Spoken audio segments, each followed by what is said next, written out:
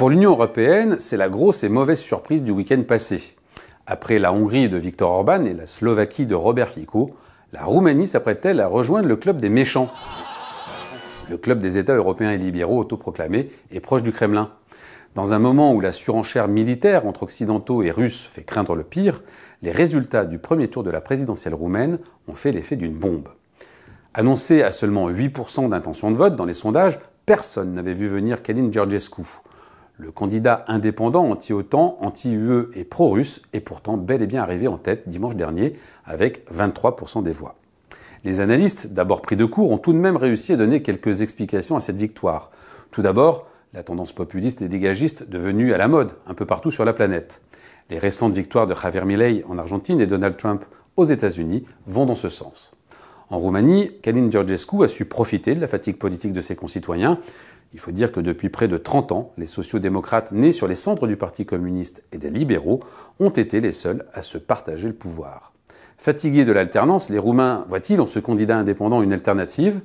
Comme Trump et Milei, le bonhomme placé à l'extrême droite de l'échiquier ne fait pourtant qu'user de recettes désormais bien connues. Il s'appuie sur un savant mélange entre défense de la tradition et nouvelles technologies. Ses meilleurs alliés, l'Église orthodoxe d'un côté, et TikTok de l'autre où il fait entre 500 000 et 2 millions de vues. En Roumanie, ce réseau social n'est soumis à aucune loi et peut faire passer n'importe quel message, y compris les propos antisémites assumés du candidat vainqueur de ce premier tour. Il y a peu encore, à la télévision, il n'hésitait pas à parler de martyr en évoquant l'architecte de la Shoah roumaine, Ion Antonescu, qui fut à l'origine de la mort de 280 000 juifs.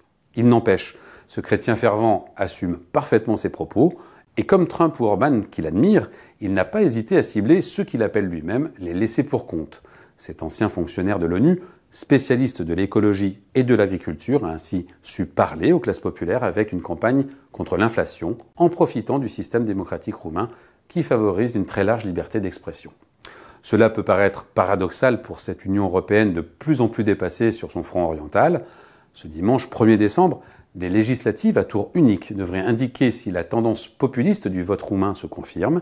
Et le 8 décembre prochain, jour de la fête annuelle de la première constitution démocratique de Roumanie, le second tour de la présidentielle nous dira si le coup de semonce s'est transformé en coup de tonnerre. Un coup de tonnerre qui ne manquerait pas d'ailleurs de faire jubiler un certain Vladimir Poutine.